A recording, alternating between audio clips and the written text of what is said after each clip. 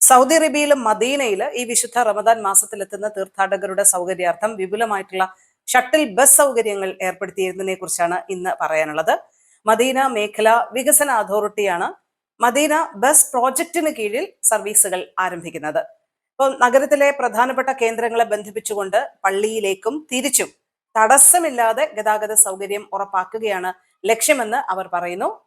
മസ്ജിദുൻ നബവിയിലേക്കും ഖുബാത്ത് പള്ളിയിലേക്കും എത്തുന്ന വിശ്വാസികളുടെയും സന്ദർശകരുടെയും യാത്ര സുഗമമാക്കുകയാണ് ലക്ഷ്യം. മസ്ജിദ് നബവിയിലേക്ക് മുഖത്വത് മലിക് ഫഹദ്, റെയിൽവേ സ്റ്റേഷൻ, ഷദാദ്, Khalidiya, Sayed al Shuhada, al Salam college, sports stadium, park എന്നിവിടങ്ങളിൽ നിന്ന് സർവീസ് ഉണ്ടാകും എന്നാണ് പറഞ്ഞിട്ടുള്ളത്. അല്ലാലിയ പ്രദേശത്ത് നിന്ന് ഖുബാ പള്ളിയിലേക്ക് മാത്രമായി പ്രത്യേക റൂട്ട് സജ്ജീകരിച്ചിട്ടുണ്ട്.